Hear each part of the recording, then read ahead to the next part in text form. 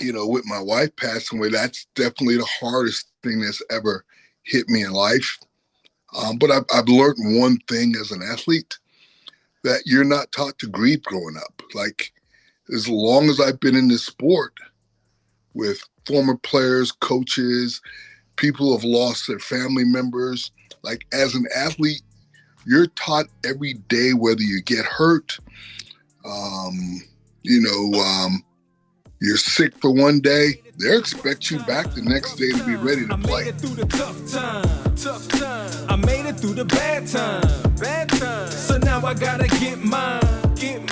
Gotta weather the storm. Gotta get mine. Gotta weather the storm. I gotta get mine. Gotta weather the storm. Okay. One day we gon' get on. Talk to 'em. You ain't got a choice. Welcome to Bailey and Buck Unplugged, where we talk about sports, entertainment, and mental health in support of the Kennedy Kids Foundation. If you're struggling with mental health, we encourage you to speak up and get help. A great place to start is 988. That's the free crisis prevention lifeline. Or you can check out the resources tab at kennedykids.org. If you are in an absolute emergency, please dial 911. Either way, we want you to know that you are not alone and that you don't have to struggle, and speak up, get help. There are resources available to you, and we are here to support you. If you're new around here, I want to introduce you to our host. I am Misty Buck. I am an author and a mental health and performance coach. And my co-hosts are Robert Bailey. He is the president of Rosenhaus Sports, the president of Kennedy Kids Foundation. He's a two-time Super Bowl champion, two-time college national champion. He's an NFL record holder, and he's an ESPY winner. And we are also joined by Bailey Brooks Masburn. She is a celebrity wedding and event planner, a former NFL cheerleader, and the executive director of the Kennedy Kids Foundation. Hey, and welcome back to another episode of Bailey and Buck Unplugged. Today's guest is the incredible Alonzo Highsmith. From South Florida roots to the highest levels of professional football, Alonzo's journey is anything but ordinary. He was a standout at Christopher Columbus High School, right? Earned all kinds of All-American honors and awards. Then he headed over to the U and the Miami Hurricanes, where he became a national championship, right? Record-setting fullback and one of the most respected players in program history. After then, he just happened to go to the NFL, right? No big deal. Played for a few teams there. He earned a reputation as a tough, reliable competitor who understood the game at its core. But this is what's so awesome. He didn't stop there. So I don't know how many people know this, but after his NFL career, he actually went and transitioned into a boxing career. He's a professional boxer. I see Robert there's got his hands up. Nice set, Robert. So for several years, he competed as a heavyweight, had an incredible record of 27-1-2, 23 knockouts in 30 fights. Don't mess with this guy, y'all. He's known for his power. He's known for being an NFL star. And then from there, though, he went on and he worked in the front office, right? So this guy's got a football IQ. He has shined in all levels of all different types of professional sports. And he's really lived the game from every angle: athlete, fighter, evaluator, leader, and we are honored to learn from him today. Please welcome Alonzo Highsmith to the show. Woo-woo! Welcome to the show, Zoe. Figure out who you're talking about. I was trying to say it. What's up? Zoe, yes. Listen, man, all the accolades, everything, it's an honor to have you on. You, the time you were at University of Miami, I was there with you. So I know, I was a young buck. You were one of the big dogs. You took me under your wing. I'm super appreciative of having that time that I did have with you. I got a question though. Which one was harder, boxing or football? I'm going to have to say football. Football was much more physically demanding on your body than boxing. Boxing, it's day to day. You do a lot of running, you do a lot of sparring and a lot of stuff in the gym, but you're not putting your body through that gauntlet that you do in football, where it's every moment is contact. It's 100 miles an hour. I mean, if you can box when you're almost 50 years old, like George Foreman and those guys, it can't be that hard. I mean, it's hard, but you can't. Right. You can't come back and play football at 50 years old. I agree. Your body agree. Everybody won't let you. So I'd have to say football. What was missing? What was missing for you when you retired from football? Uh-huh. What were you missing that you went and found another sport in like boxing that's a real competitive, brutal sport, one on one. You know, most guys when they retire, they're like, man, I'm done. What made you continue to look for that competitive, You, you you know? know, I retired so early because of my knee injury.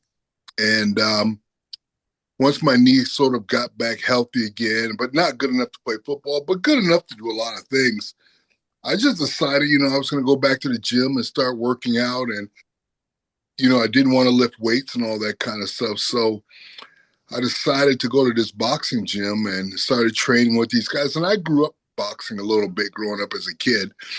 So it was kind of natural to me. And as I started training in the gym, I said, let me get a trainer next. And this trainer, a guy by the name of Al Bolden, has several world champion fighters in the past. And he said, man, you got a lot of natural talent as a boxer. So he said, why don't you have one fight? And I was like, yeah, I'll do one fight. Well, I said, there's going to be like 50 people in the stands. It's no big deal. Probably, no one even know I did it. And lo and behold, all of a sudden ESPN's at my house. All these people, they want to know about this boxing match coming up. So it's kind of like swimming too far, then you can't swim back because you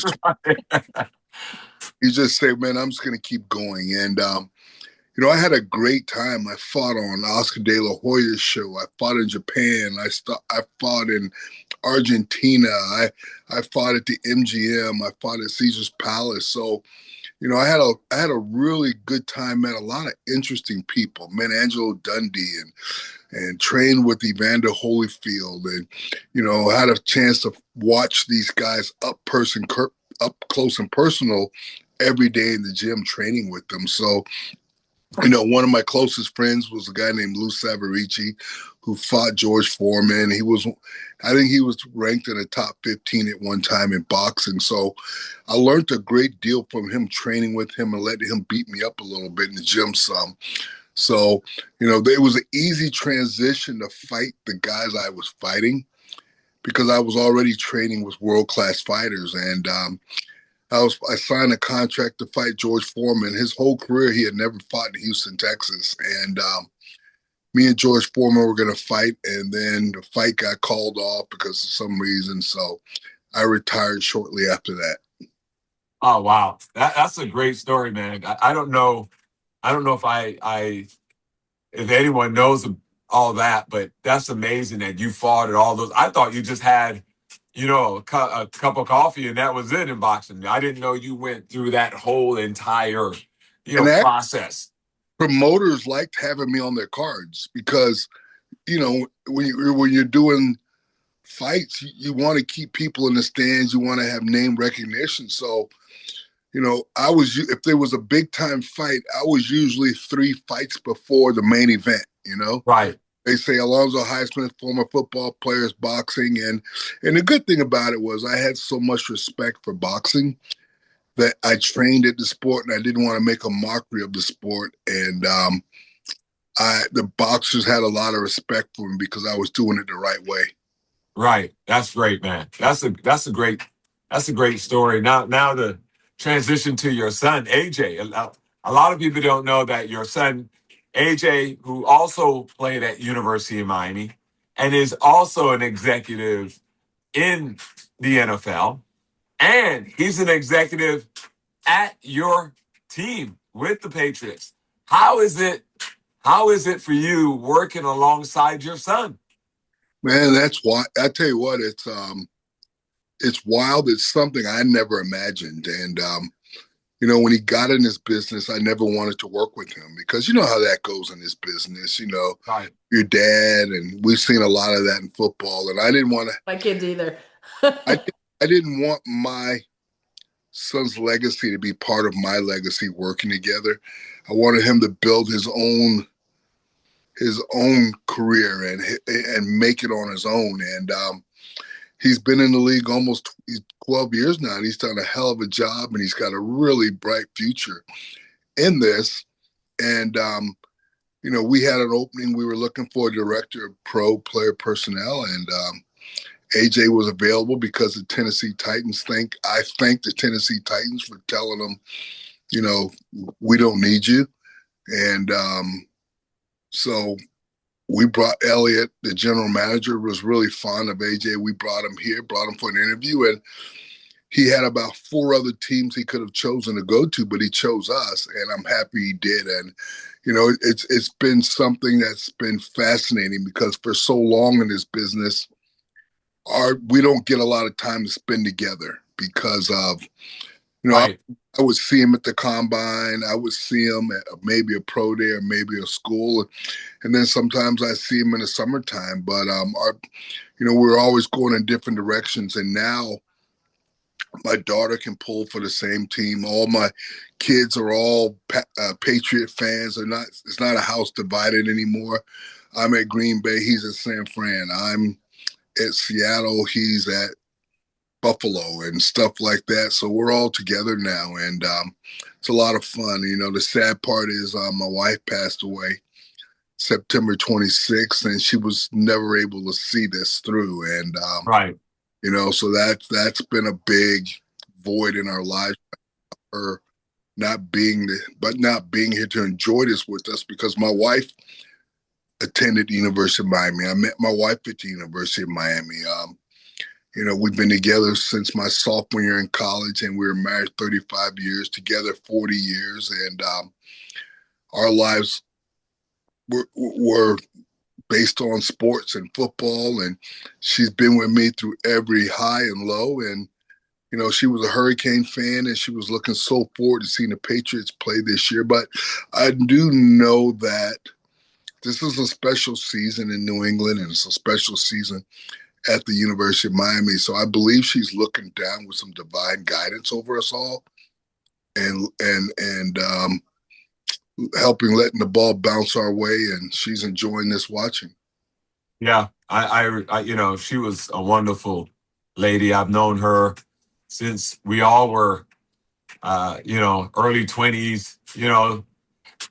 You playing football, and I remember her at games, and then just through your journey as an executive, she was such an amazing person. But at when you lose someone, people say, your family is supposed to get closer so that you're able to work through the sadness. And I think AJ coming to the Patriots and being closer to you and your family being able to come to one game and everybody be together, I think that was divine in some way that happened.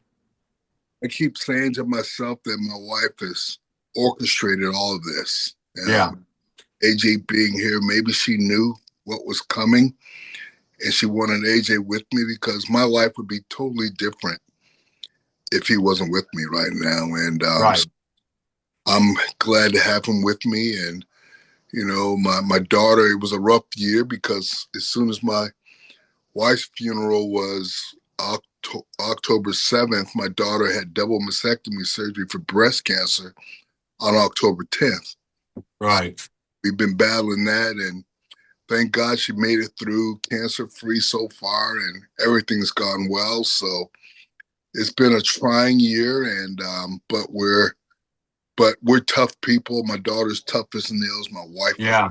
nails, and we know it's part of life, and we're going to make it through.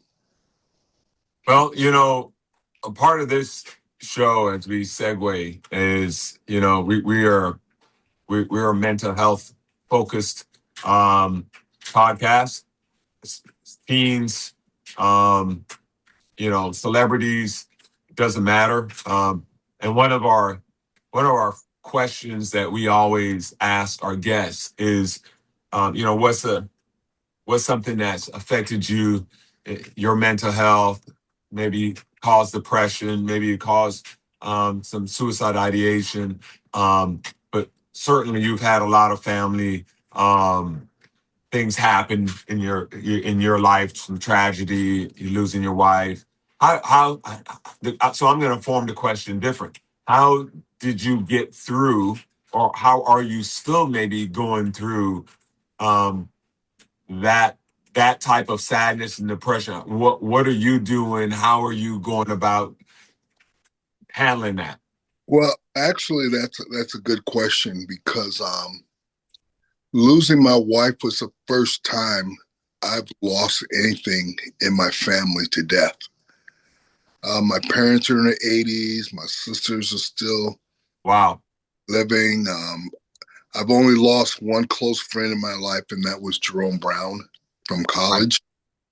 And a lot of people I've lost around my life, I didn't really know them that well, but I knew them. Right. But Jerome Brown was like a brother to me, like you know, we came in together as freshmen. We got drafted together coming out of college. I was the third pick. He was the ninth pick. Winston Moss was in the second round.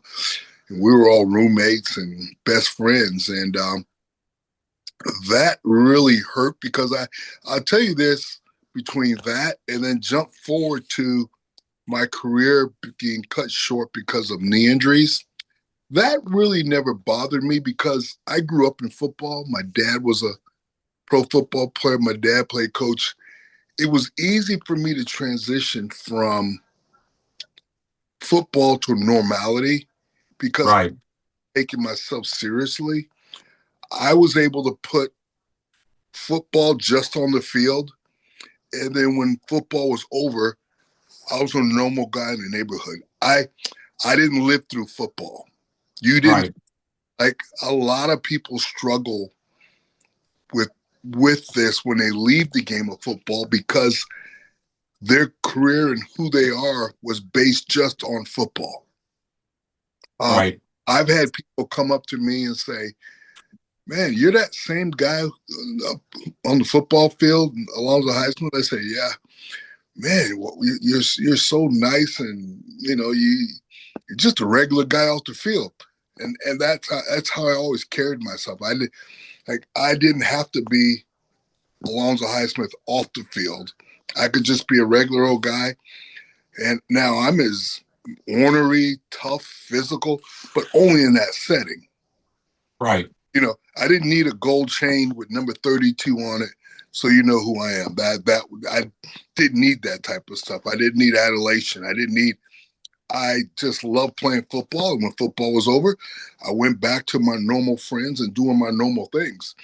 And then going forward, with my wife passing away, that's definitely the hardest thing that's ever hit me in life. But I've learned one thing as an athlete, that you're not taught to grieve growing up. Like, as long as I've been in this sport with former players, coaches, people who have lost their family members, like as an athlete, you're taught every day, whether you get hurt, um, you know, um, you're sick for one day, they expect you back the next day to be ready to play. Right.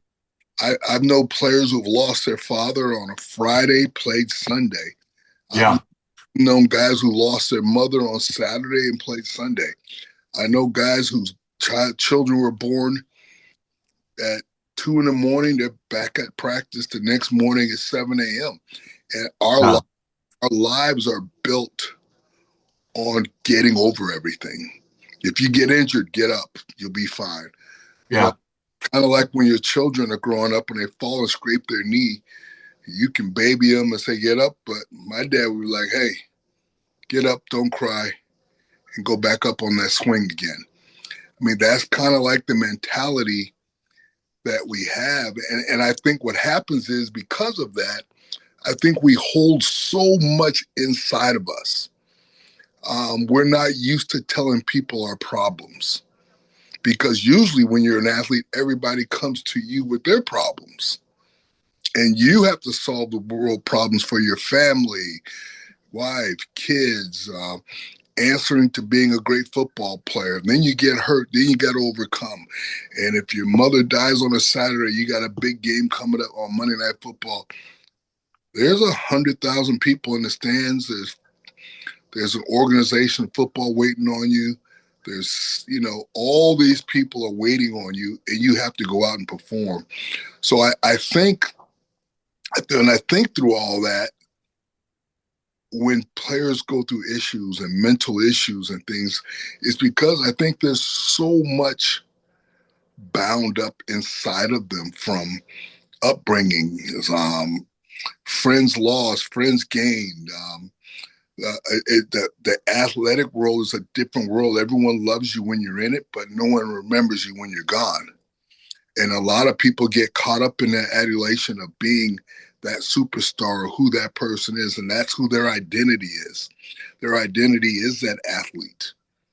So all of that combined together can put people in a state of despair, depression, all those sorts of things. And I think as we go through this thing, we have to remember that these are young men or young women who are just regular people.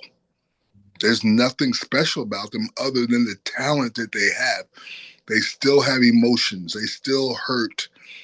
They still need a shoulder to lean on. They need all those things that everyone else has, but they just happen to have a certain skill, talent that they're gladiators, and we don't expect gladiators to ever hurt.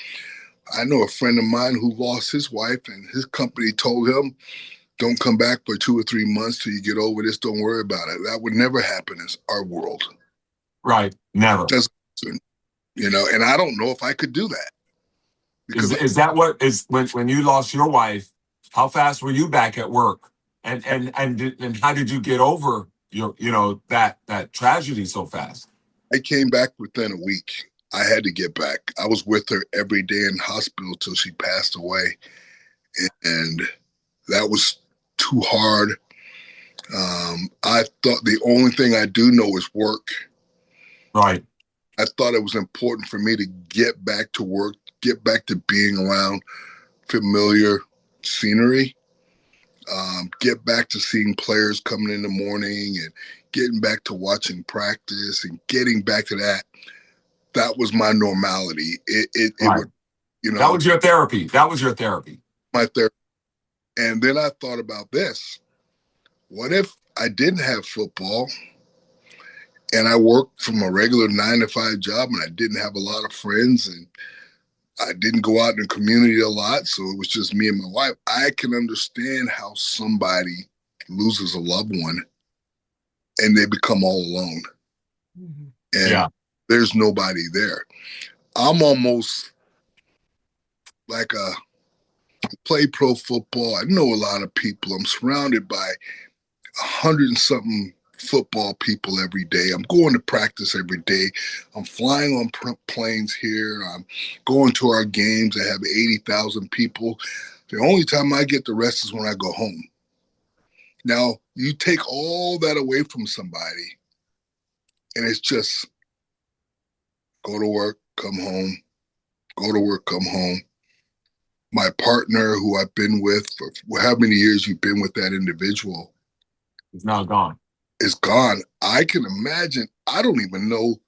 I can't imagine what that would be like in the depression you might go through. Right. Of that loneliness. I can't be alone. The only way I can get alone is to go to bed. Yeah. That's the only way for me. But, I just think that in my situation, it was important for me to get back to work. Right. I'm going to say one thing. I'll let my partners jump in, but no, he's doing a phenomenal job. We're just over here like in awe. Yeah, you guys, I'm going to let you guys get in, but I'm going to say one thing, Zoe, that I connect with you on. When I lost my daughter and I decided to start the Kennedy Kids Foundation, it was because I felt like I was trained like a Navy SEAL through my football coaches and everything I've been through. I remember going to the hospital, being sick with the flu, like the morning of practice, going to the hospital, getting shots, and then on the way back, going home, I called my coach, And I'm thinking he's going to say, all right, see you at practice tomorrow. He was like, you better get here right now and come practice. And I literally left the hospital, went to practice, put on my gear and practiced. Yeah. And all of those things prepared me, made me tough. Not prepared me, but made me tough to the point where when I lost my daughter, I used some of the tools that I gained from football to help me get through it. Yeah. And but I also thought, man, I cannot imagine a family who going through this like a normal 9 to 5 family. There's the pain. I know the pain I was going through, and I leaned in on my football background to help me. But I Yeah. thought a normal person, just 9 to 5, that has never gone through anything tough, that was never trained and pushed through certain, walls and where you think you're done, but they push you past that point.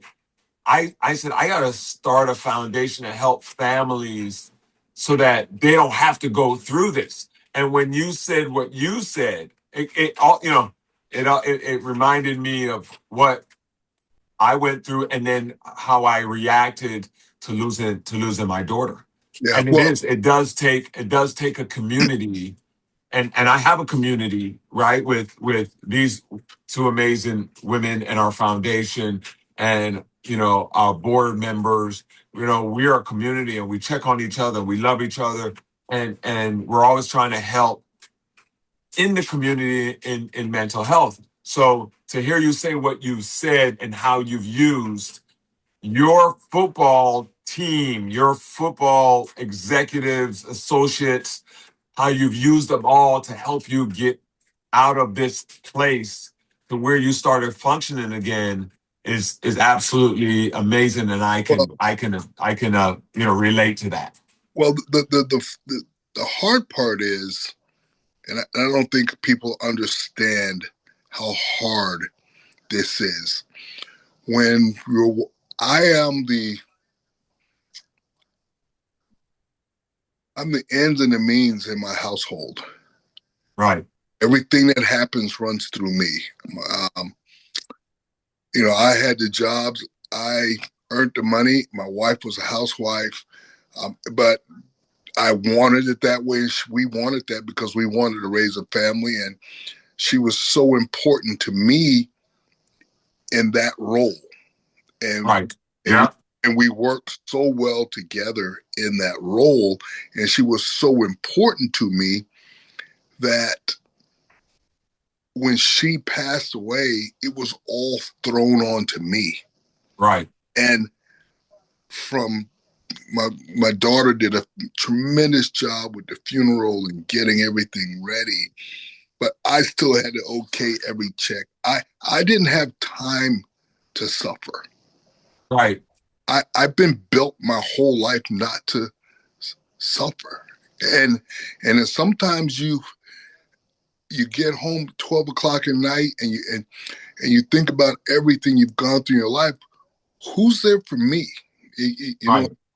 Sometimes you wonder, like, am I supposed to have somebody to talk to, or am I supposed to read a book? Is there something I need to know? Is there something I don't know? I've just been carrying this burden and carrying this weight of the world on my shoulders, and I'm all right with it because I thought that's what I'm supposed to do.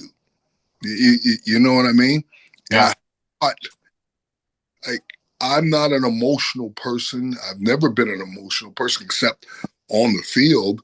Now, I might be quick tempered about some things and stuff like that, but when it comes to handling business and handling things for the family, I've always thought I have to be strong. I have to be the strongest for them. Right. You know? That's amazing, and we appreciate you, giving it to us raw and the emotions you went through. It's hard for football players to really, reach down like that and admit that those things. But yeah, I can tell you that in those moments, like you say, you didn't have a book, or you know what I mean. Those are the times that you got to pick up the phone and call your therapist, or call your family, or call a friend, and talk to someone. Yeah, I wouldn't say I wouldn't say just being a football player. I would say any person who's in a position of leadership, Right. and people look to you, um, and always expect you to be there. Like, you kind of feel like, I don't have time to grieve. I don't have time. All these people are waiting on me. I got to do this. I got to do that. I got to get here. If I take off 2 months of my football season, the season's over. Right. You know, our season goes from here to there. I don't have 365 days. I've got about 3 months of a football season, and people are counting on me. My kids are counting on me, and this person's counting on me, and that person needs me to do this. So you carry that burden, and you carry that with you, and sometimes it makes some people crack because Right. just too much. It got too overbearing. So I kind of understand both sides of it. I've just been fortunate enough to be around enough of the good and the bad to understand that I do have to release my emotions sometimes and just reach out to somebody and talk. Right.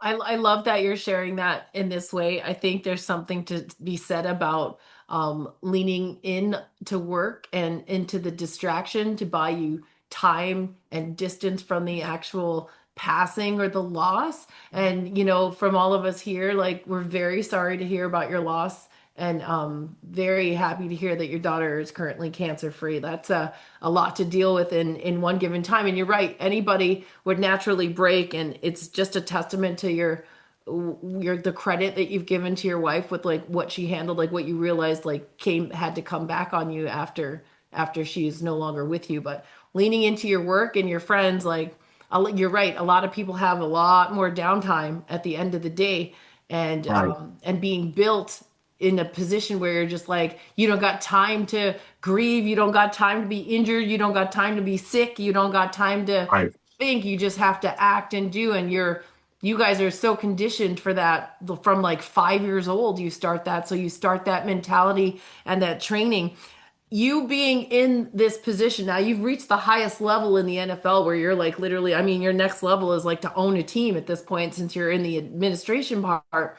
And what you're seeing, one of the things when we've been interviewing different players for our show, I've been feeling like, is that is this conditioning actually good for you and good for players long term?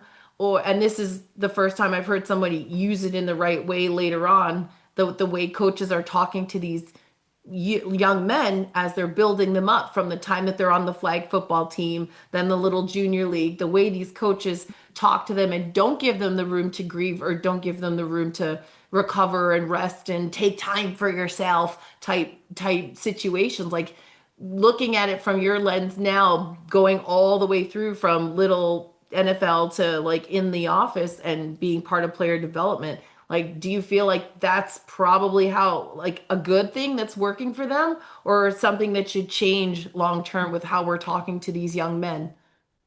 Well, I think you have to understand that, especially in the Black community, that 60 to 70% of all Black athletes come from parent homes, and I think there has to be, football coaches are just supposed to coach football. Teachers are supposed to just teach school.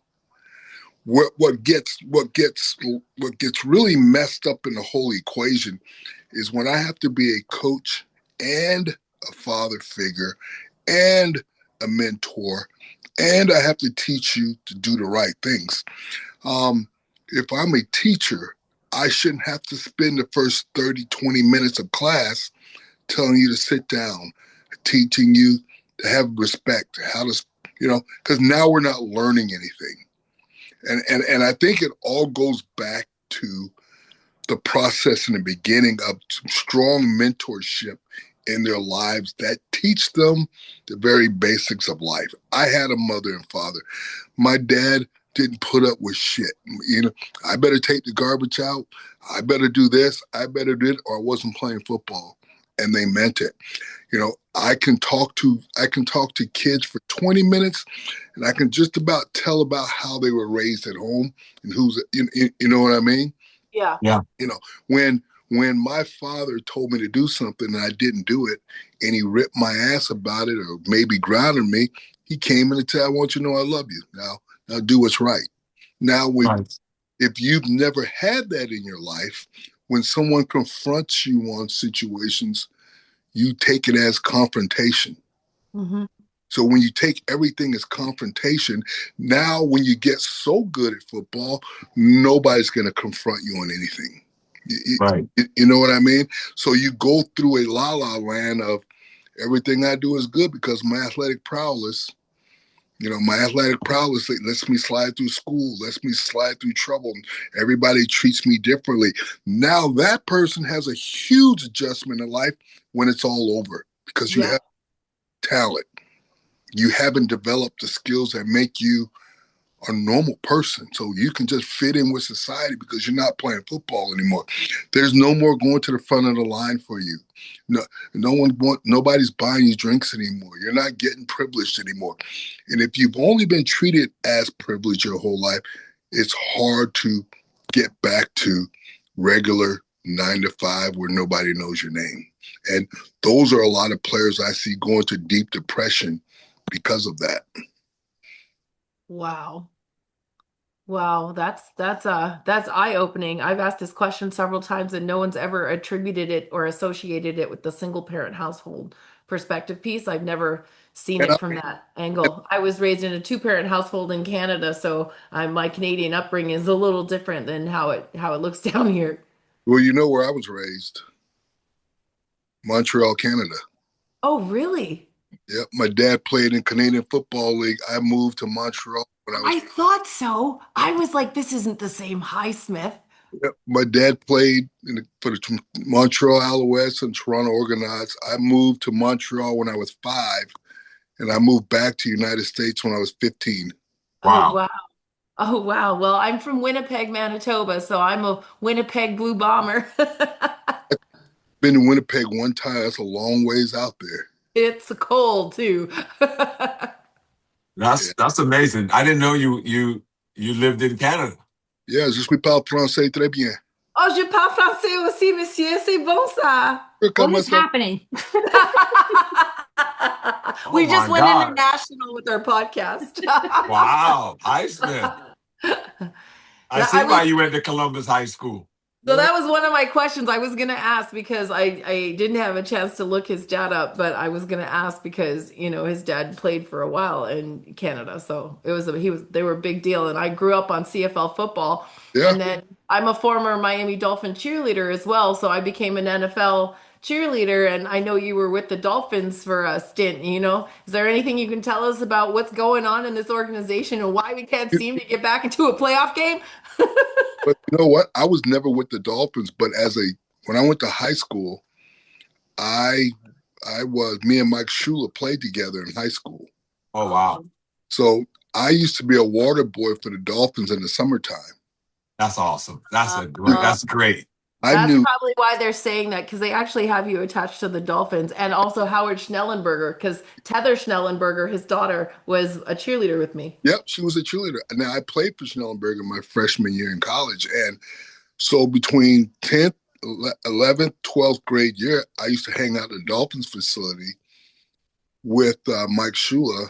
And it was the greatest time of my life because I was always sleeping at Mike Shula's house, eating at their house. And Mr. Shula saying, "Come on in this room, let's watch some film, show you what linebackers do." And You went through that? Wait a second. Yeah. Wait. With Coach Shula. Wait a second. You were with Don Shula as a kid and watched film with him? Yeah. Mike Shula, he was hanging out with. This is so cool. Does anybody even know that story? I don't know. Wait a second. You were with the great Don Shula. You were a water boy from Canada that speaks French. No one knows any of this. Yeah. I thought you came from Columbus High School. I thought you were from You Yeah. know, Northwest with the rest of the guys, Tolbert, all those guys. Dude, you fit in. You fit in just like everybody else. I moved to Miami around my 10th grade year. I was at Columbus for my 11th and 12th grade year. Now you talking about an adjustment in life, moving from Montreal to Miami. Oh, that was a different adjustment. Please help me out. Please tell him. I try to tell them how much of a culture shock it has been for me. I've been here 24 years and I'm still freaking out. When I got here, they were having riots in Miami. Duffy trials and all this stuff was going on, Crazy. and I didn't know Columbus was predominantly white, and I didn't know it was all boys originally. And the funniest thing was my dad went to Florida A&M, so he knew a lot of people in Miami and Florida, and he asked them all, "Hey, my son wants to come down and play football. We can't move down. Can he come down and stay with you all?" Everyone said no. Killian told my dad, "I don't think your son will be able to play for us because he's from Canada. It's a different brand of football." And I met a kid that went to Columbus High School, and he said, "Hey, come on over to our school." And that's how I ended up at Columbus. How'd you get into Columbus? Because you got to go through a whole, process just to get into the school, interviews, all that. Hold up, my family sent in, however you do it, fax machine and all that stuff, and came in, took a test, and I applied, and I got in. Wow. And listen, I got to go back to the Don Shula story. Listen, tell us something that you've never told anybody about that time when you were with Don Shula. Like, tell us something. I need something. Like, what did he eat? How did he act when he was in the house? Mr. Shula was cool. He knew I was a hell of a football player. He knew I was a good linebacker, so he was like really nice to me. He was always talking football. Mrs. Shula was phenomenal. I love that. That lady was phenomenal. His first wife, who passed away, she was phenomenal. Mike's sisters, his brother, and they had a maid named Lucy. She was awesome because she loved me, and she's always asked me how many pancakes I want today. And so I tell you, I would stay at their house, stay at the Dolphin. I'll tell you, so I would stay at the Dolphin facility at I think St. Thomas University, wherever that training facility was. Yeah. So the players one night played a trick on me. They said there were no cell phones, so you had a payphone, right? So the players said, "Hey, Alonzo, some girl up there, she told me to tell you to stand by this phone booth at 10 o'clock tonight. She's going to call you." Man, I stood out there till about 1 a.m, man. Oh, my God. And the next morning, the players were like, "Hey, did she call you, Zoe?" And I was like, "Nah, I don't know what happened." But it was a lot of fun. And you know what I remember? Going in players' rooms at night and listening to them tell stories about, being in high school, getting where they're at. And, I always knew I wanted to be there. Right. And then there's times where I was putting towels in everyone's locker before the game, and I had headphones on, and Mr. Shula came in here and ripped off my headphones, and he said, we concentrate on football around here, not rock music." And I was like, I'm not even playing, okay? That's incredible. Yeah, and then probably the greatest time of my life was when I was with the Houston Oilers, and we played the Houston Oilers, and I had a good game running up and down the field. So you were on the Houston Oilers. Who did you play? We played the Dolphins in Nashville. Okay, and go ahead. And we picked our defense picked Marino off like 3 times, and I had a good game rushing the football. So that was a lot of fun. Who was the coach then? Don Shula. Robert's leaving. Sit back down, Robert. Sit down, Robert. You played against the guy, Don Shula. Dude, you played against Don Shula, and you were like, what did he say to you at the game? We just hugged him before the game, came up and hugged him, and he said, "Good to see you." And, So it was a lot of fun. That's amazing that you are connected to such a he's Legendary. he's a legend. He's a legend coach. Do you remember how he acted when he lost games? Were you ever at the house when they lost, or like did he bring it home or did he not bring it home? You know what? I couldn't tell at that time because I wasn't around the house when they lost games very I much. got you. You I know, got you. I was always, Mike would come into school and say whether they won or lost. And, the great time for me was when I went to the University of Miami. All those Dolphin players I knew were still there, so Right. we were both playing in the Orange Bowl, and I would if they played on a Monday night, we would go me and my roommates and stuff. We would go to the game and walk through the gate, and security would say, "All right, boys, just come on in, no ticket or nothing." It ain't like that no more in football. Right. Yeah. So it was a great time in my life, and seeing Dan Marino as a rookie and Mark Clayton as rookies and all those guys, and I'm out there on the field, and Don Shula was telling me, "Hey, you see these guys right here? They're going to be good one day. Watch." And I'm like, "Okay," And and they ended up being good. They ended up being legends. just stuff like that, and the Dolphin players when I was really having success in high school. I would go over there, and the Dolphin players would go, "You're that kid that used to be over here with the towels and stuff?" I said, "Yeah." And then when I went to University of Miami, seeing the Dolphin players and hanging out with them, and it was a good time. That's No, incredible. listen, I was enamored. I got lucky enough to meet Coach Sheila a few times throughout my Dolphin career, but like I was enamored by the fact that he also worked with Jimmy Johnson. Like these are Yeah, like Yeah. Yeah. And then incredible. Jimmy Johnson was the head coach of the Dolphins at one point. yeah. Because And, like this guy is it's amazing. I, I've got an interesting back, a lot of history, and my dad was a football coach. He played pro football. People don't even know my dad was the first black center to start in the NFL. Wow. 1964. Wow. Oh, wow.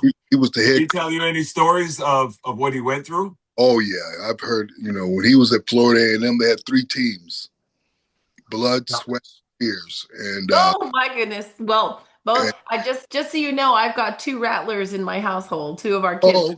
are FAMU rattlers, so this is fabulous. When my dad went to Tech, was the head coach of Texas Southern. I'll never forget him bringing Mike Strahan by the house. He was a Yeah. Oh, he was a skinny rookie. He was a skinny 18-year-old kid, and so it's been a lot of enjoyable things, and working at the Packers for 19 years, and being involved in that. So I've had a lot of been around a lot. I've been so blessed to be around so many great people in my life. Oh It's yeah. special. I've been, I've done a lot of things. I kind of think of myself as Forrest Gump sometimes. I've done so many different things and been so many places, and seen so many people and seen so many things that it's I could sit around you all day and tell stories laughing all day. So Oh, I'm just amazed. I I feel like I feel like I'm just meeting you for the first time. well, what? There's I think I think one of the things I really enjoyed doing since I've been in my job, I really enjoyed talking to the players and asking them about their family members and Wow. making sure that they know that I care about them more than you being a good football player. Because being a good football player, as long as everything's right and you're doing good and you have the talent, that'll be fine. But what makes you even better is when you know that people care about you and ask about Yeah. and they ask you how you're doing and they ask you how your mom is doing. I've had some people tell me like, "You're the first person who ever asked me about my mom," and Right. it makes me feel good to be able to talk to these players and give them great advice. And I don't sit around going, "Oh, in my day we did it." No, I don't do that. I talk about them today and trying to encourage them to get all they can out of this sport because it's going to leave you one day. And I don't Yeah. coming back saying, I don't want you leaving this game and leaving everything out there when you didn't take advantage of the situation, and you played whether 5 years, 10 years, 12 years, 15 years. Get everything you can out of this game before you move on.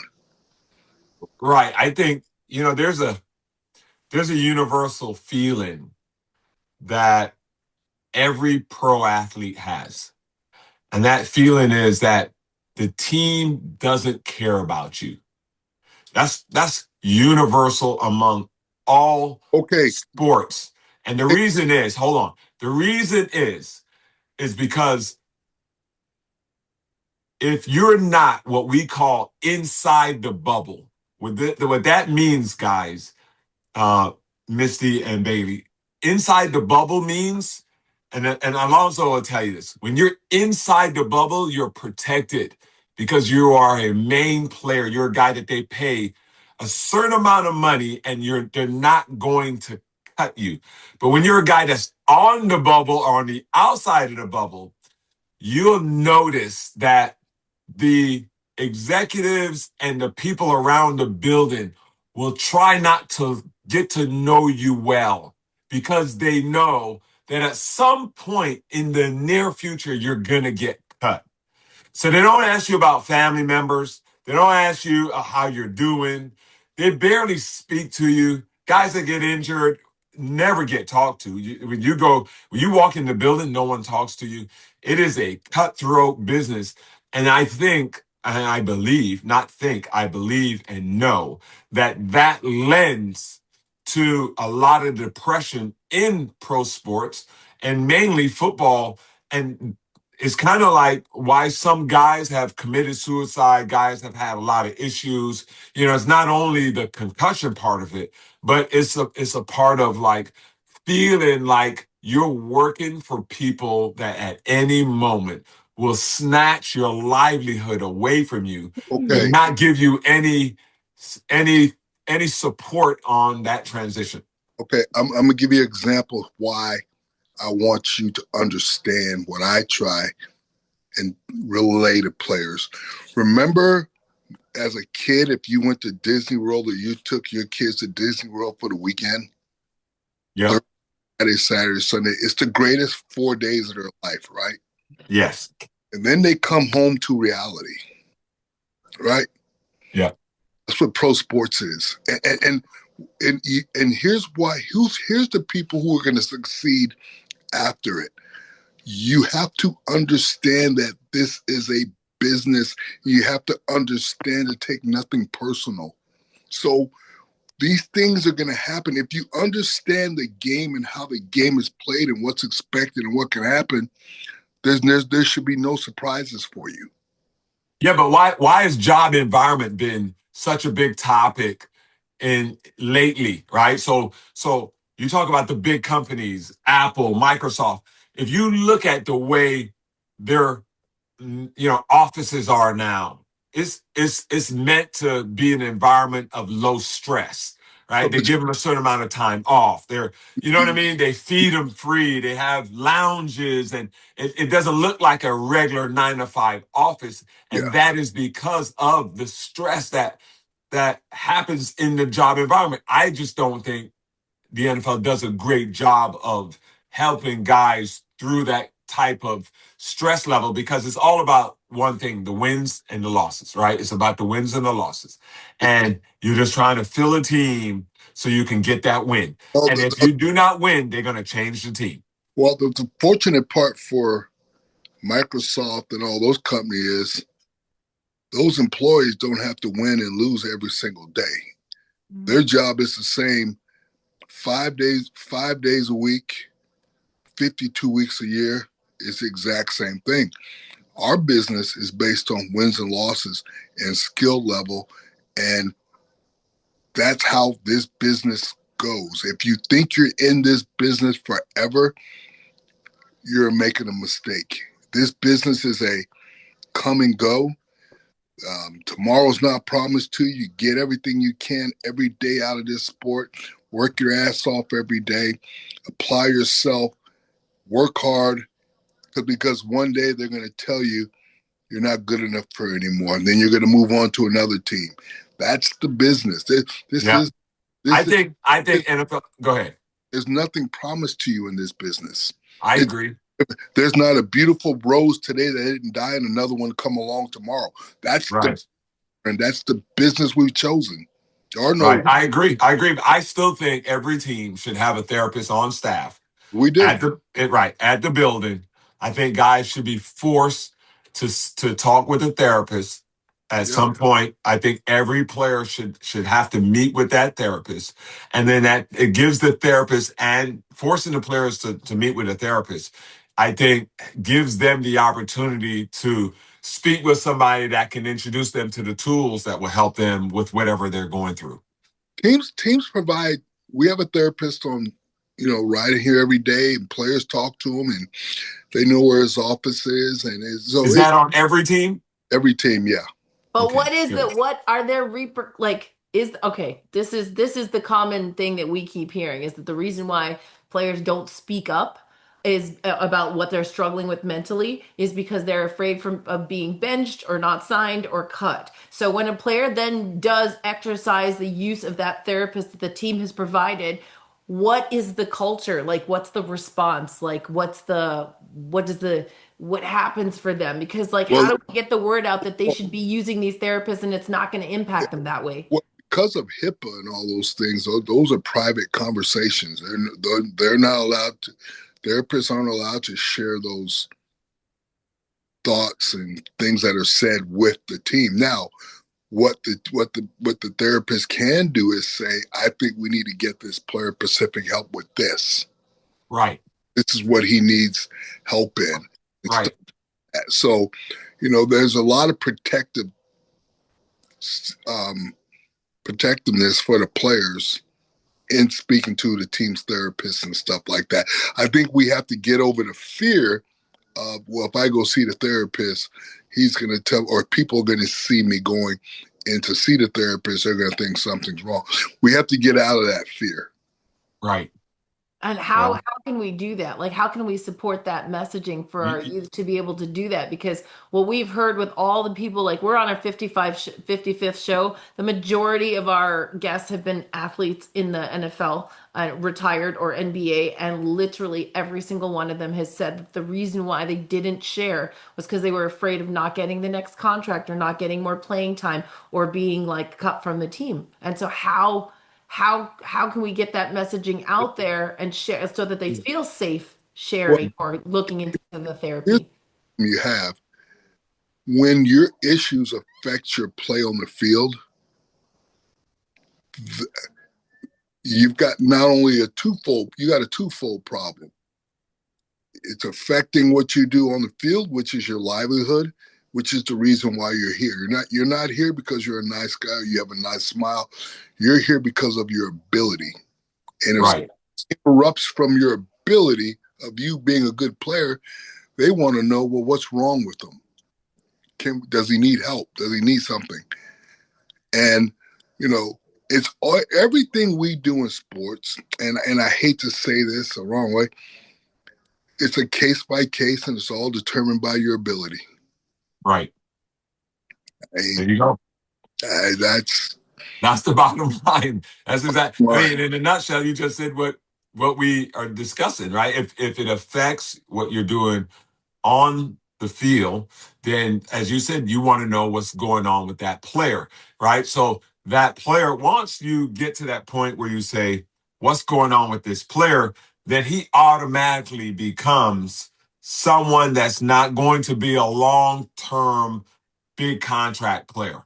Yeah. So does that move them from in the bubble to on the bubble to out of the bubble? Is that what you guys are saying here? Exactly. Eventually, it does. That's why I said, number one, the incoming meeting when before the season, that's when it's, mental health should be discussed with everybody. And then number two, when you force everyone to go, you're eliminating that hey, that thought that, hey, I'm scared to go through this door because people will see me. Well, everyone has to go through that door. So you're just going through the door because it's your time. right? It's mandatory. Your date and time is this date and time. And so everybody's done it. So no one's going to think anything. But I think also I don't buy the HIPAA thing because they know everything about you.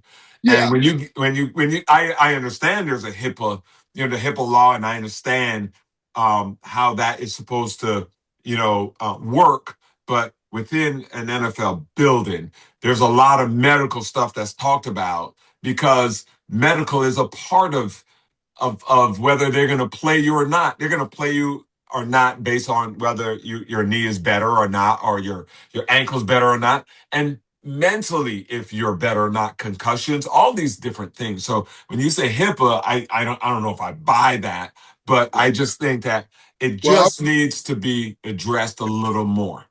there are things that aren't allowed to be discussed when you talk to a licensed therapist and all that kind of stuff. Right. And what I'm saying is, though, that I think mental health is a serious issue. If someone has mental health issues, we shouldn't be worrying about football. Right. The number one goal is to get that person healthy so it doesn't become something tragic that affects him or his family. The most important thing, yes, each case is a case by case, but the bottom line is the safety and the well-being of the athlete. That's 100%. number one goal. Forget the touchdowns, forget how good he is and all that kind of stuff. This game is, life is bigger than a game. You know what I mean? Yeah. Right. Your life is worth way more than some touchdowns and tackles and all that kind of stuff. Right. I want you to go on and have a wife and kids and walk your kids to school, go to your kids' graduation, watch your daughters be married, watch your son get married, be grandfathers, and go off into the sunset. So your mental well-being is the most important thing. Yeah. No, I agree. I 100%. think it ties back to what you said earlier, Alonzo, about like being from a two-parent household as well, especially like if you're from a single parent household and you watched your mother work her ass off to raise you, and then you get this contract. If you got issues, it becomes about the money. So nobody's prioritizing and putting their health first. Even the player is at sometimes not overlooking their own health because they're carrying the weight of the community on their shoulders and pulling everybody up with them. And it's a whole mentality in that space that doesn't allow them to prioritize themselves. But I mean, today's the first time that I've heard that all NFL teams had a therapist on staff available for the players. Yeah. So I mean, That's a step in the right direction. I'm super happy about that. Times with mental issues and a lot of things, a lot of times mental issues go back to our childhood because sometimes from there we're seeking what we didn't get as children. Right. Growing up. Whether you were abandoned, whether you were put up for adoption, whether no one loved you, whether nobody liked you, whether you grew up from foster home. A lot of times in life, we're seeking what we didn't get in our childhoods. Right. How much more important is the character of a football player now compared to like back in the day? How much are teams really putting on that aspect? Is it a lot more since mental health has become such a big issue? I think it's always been important, but I think there's such an emphasis on it now because there's so much money involved, so much is riding on this that you're getting ready to $100 million or $50 million or $20 million into people that you want to know they're good people, their character's right, so it doesn't affect their well-being and they get the most out of their bang. Everyone's trying to get out of what they can. If someone pays you $100 million, they want to make sure that he's you get the return. You're getting your return on it. So it's imperative that when you're building a team, I will say this: any organization, football, Microsoft, any business you'll ever do, it works way easier with good people. Yeah, I agree. Life's too short. I mean, I've seen the both sides, and anytime I tell coaches this all the time, anytime you sacrifice athleticism over doing the right thing, you're going to lose in the long run, and your organization's going to suffer. There has to be order. There has to be compliable people. There has to be people who are good people, who are caring for others, with good work ethic. And those are the type of people you want to surround yourself with. I agree. Misty? Yeah, I think we've talked about, I mean, I have written down so many things. There's so many amazing topics that we have touched on today. And I'm gonna ask you our final question, but before we get to that, I think it's really interesting, this conversation, because this is something that we've spoken about on the show, Robert, Bailey, we've talked about other guests about this idea of how do we do a better job at being more proactive and supporting players with their mental wellness. And I am of the mind, especially after hearing your comments, Alonzo, about a football coach is a football coach, right? And when I've had conversations with other people at other organizations before, that conversation is usually a locker room is not a therapist office, right? And we can all agree on that. So, but I do think it's amazing that there are a psychologist personnel on staff. I think that's a huge step forward in the last few years, that's happened. What, like 5 or so years? I think that became a mandate, and that's amazing that that's happened. I do think that there is still, I don't know if it's a player development side or where exactly that would fit in, a better job that we can do, and I say we as a whole community in sports, of supporting players, whether they've been mentored outside of the sport or not, understanding these different diverse backgrounds people come from. I've had other people at other organizations tell me, look, sometimes players do better with women because they were raised by in single mother households, right? So they're more comfortable talking with females. And so I think like there's all these little like nuanced pieces to this.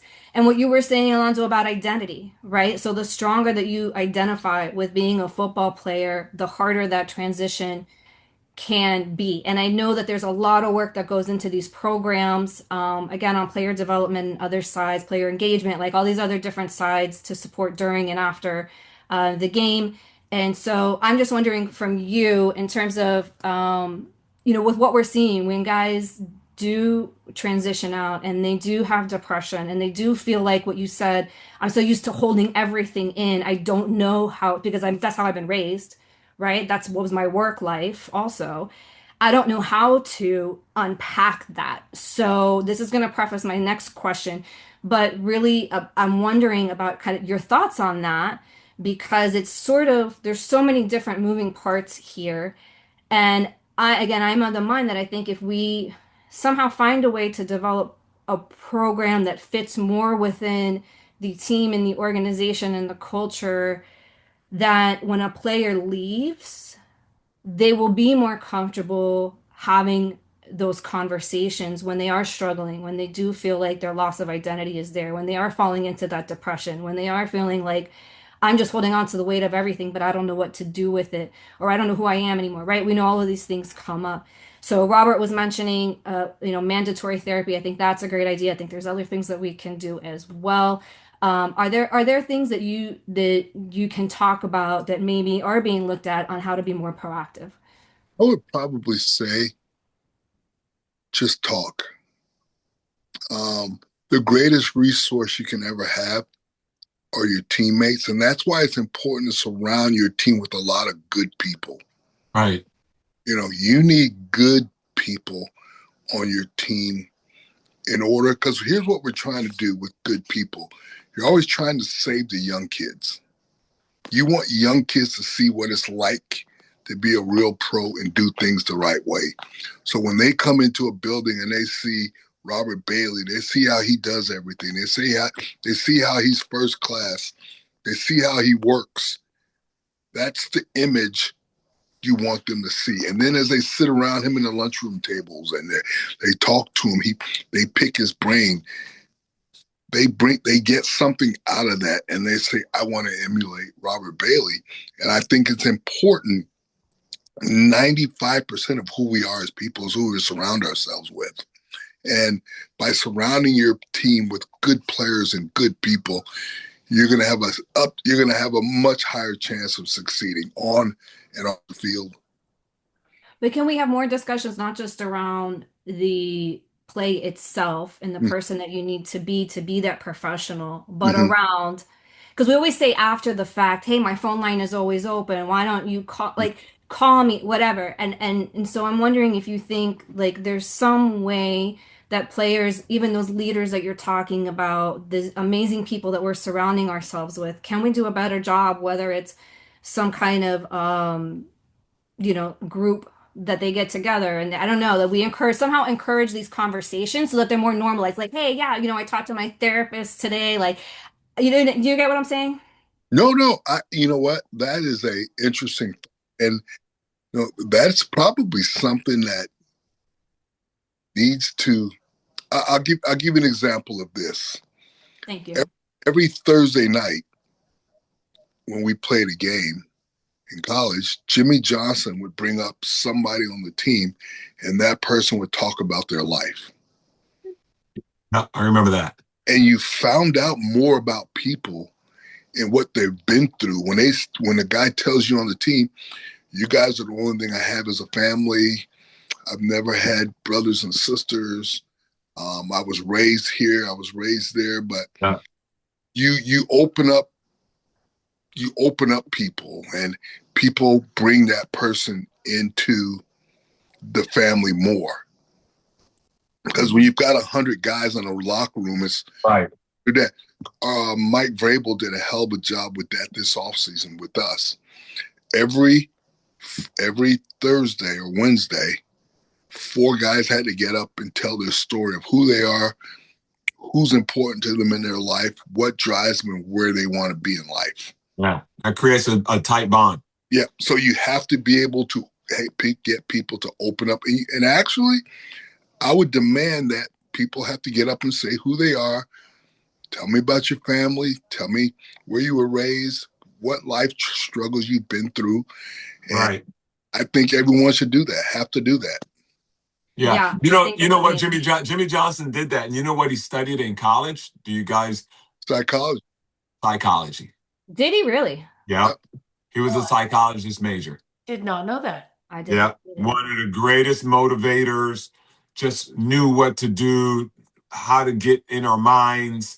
Jimmy Johnson, he was the greatest coach I've ever been around. I think he could have gone to any company as a CEO and turned it around. And turned the company around. Yeah. Yeah. I remember he would like one year, I don't know if you were there, but I remember one year at the beginning, he would always start in like training camp with whatever his goal was for that year. And one year he started this thing called sudden change.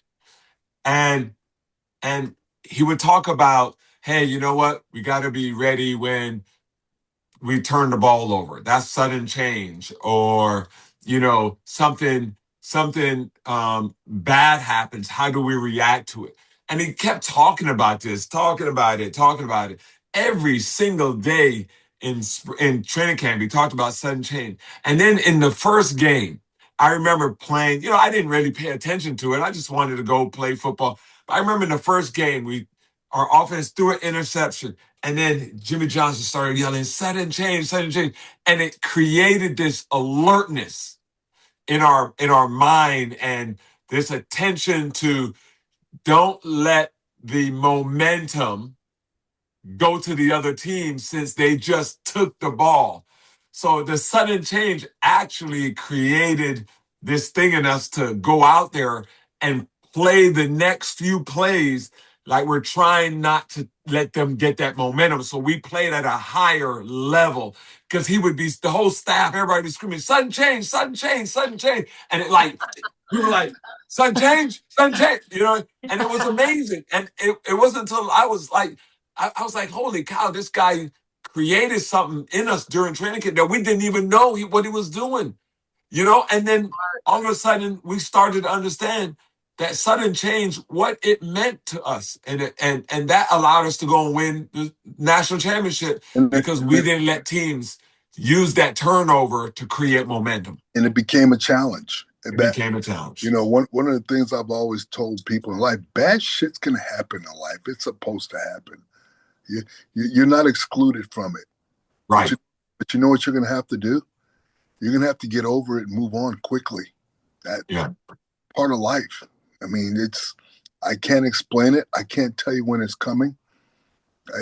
Most storms aren't on the radar. I can't tell you when they're coming, but I do know that they're going to be here, and you're going to have to withstand them. You're going to have to go through some shit you didn't want to go through. You're going to have to dig down inside. I've had friends who've lost their homes through fire, through floods, and all this kind of stuff. And you know what? Sometimes that stuff makes you stronger. You get through it, and you keep going. That's life. We can't. We don't have time. No one's ever going to feel sorry for you. And it's a sad thing to say, but that's just life. 100%. Yeah. Great, miss. Yeah, I agree. I mean, this is one of our longer episodes, and I know that we could continue just having this conversation. There's so much to learn from you. Write a book, man, because we could have been here all day. Yes, you definitely should write a book. If you haven't, let's chat about that, because I mean, we could even transcribe this episode, I feel like, and have your first draft. I'm already.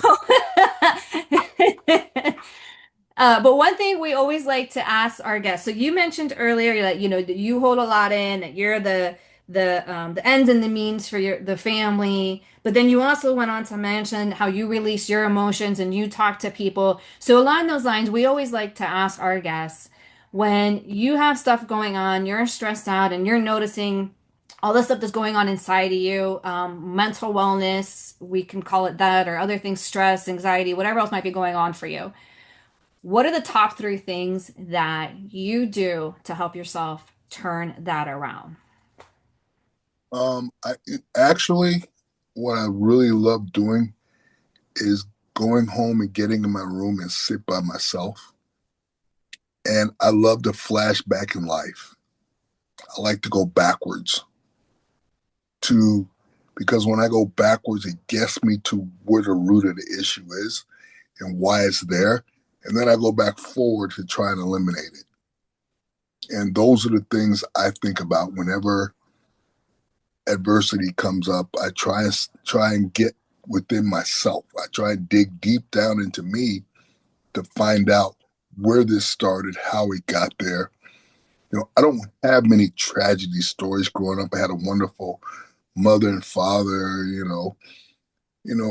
I had 3 square meals a day. If I needed $10 for something, my mom gave it to me. So I don't have a lot of the horror stories that I hear from some of my teammates and friends and what they've gone through. And I look at them even with a greater appreciation for them, because I don't know if I could have went through some of that stuff some of them went through. And as being in this sport now, interviewing kids at the combine, I applaud some of these kids for what they've gone through and how they got to where they at. Because it's like the movie Trading Places. If I traded place with that kid or you traded place with that kid, I don't think we would have got to where that kid is. Right.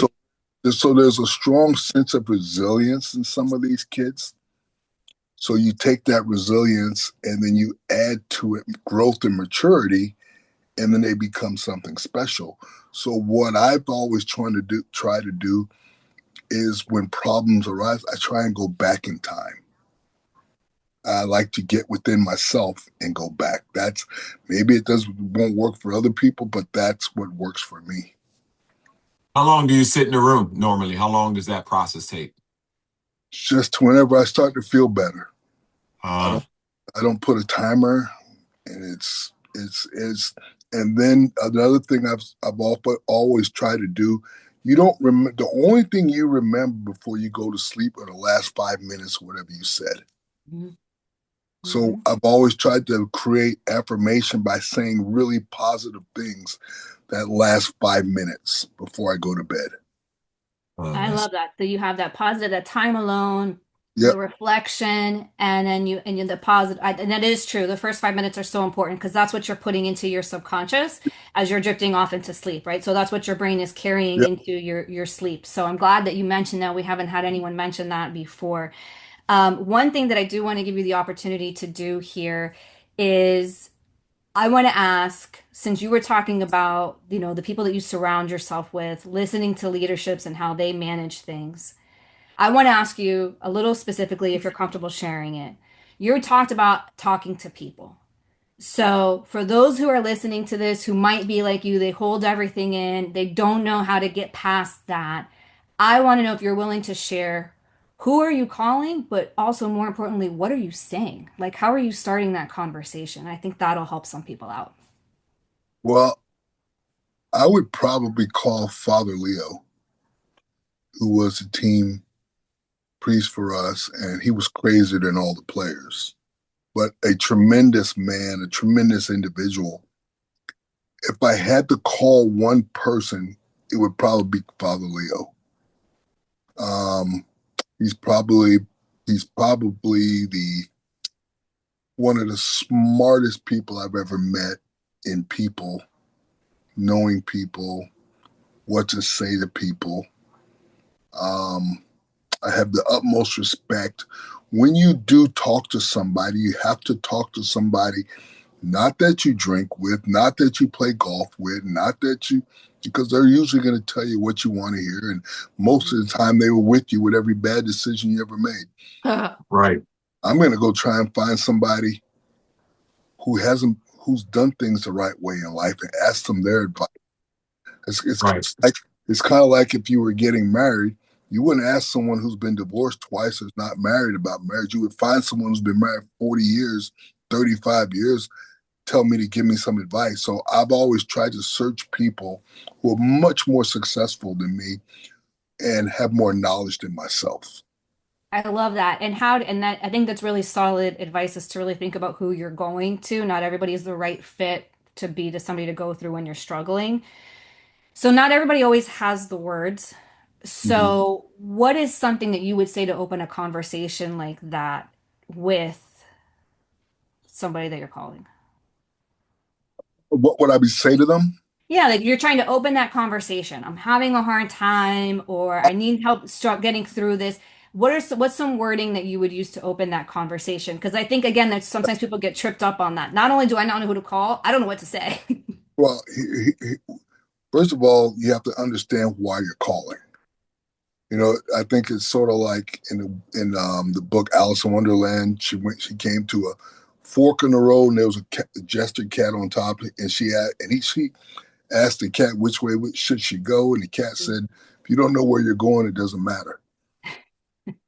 I would try and make sure that I'm asking questions that I know why I'm asking. So Right. I would ask that. I wouldn't come to him for, "Oh, the Laker game was good, and did you see this? How's your?" I would want to know because I trust this individual. I have to tell him what's on my mind and why I'm calling. Yeah.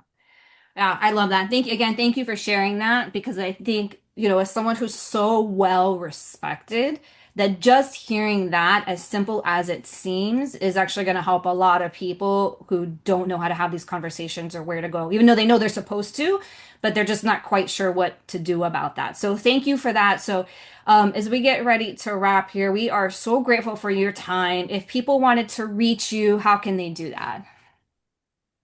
What's your IG? What's your social media? What's your, they want, Or do you use social media? Yeah, just Twitter, A Highsmith. Twitter. Yeah, A Highsmith. Love it. All right. Well, that's thank you awesome. so much for your time today. I'm gonna let Robert close, but before he has some last words there, I know he's something on the tip of his tongue. I can see it. But before we do that, I just want to remind everybody if you are struggling, please dial 988. That is the free crisis prevention suicide line. Of course, if it is an absolute emergency, there's 911. And we ask that you also please visit kennedykids.org. Check out that resources tab. We have a ton of information available for you there about mental health. initiatives and resources that you can use.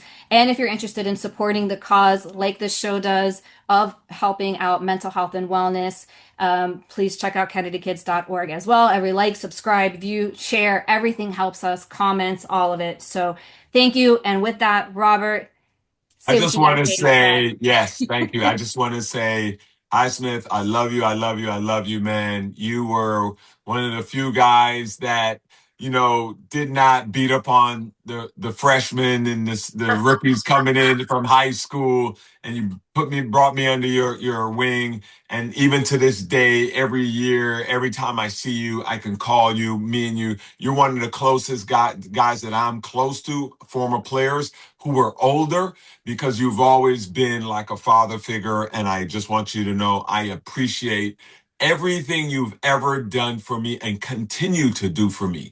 So I just want to give you your flowers now and let you know how much you mean to me and that I love you. And thank you, thank you, thank you for coming on the show. All right, Robert, I will. You know what? You sure you wasn't with Charles Farms that night? You guys wrecked the rims on my car? Come on, man. No, he always has a joke. He always has a joke. I love you, man. All God right. bless you, man. God bless you, Hassan. I knew you weren't going to let it end on a serious note. I knew it. All right. Yeah. Love you, bro. Thank you, guys. All righty.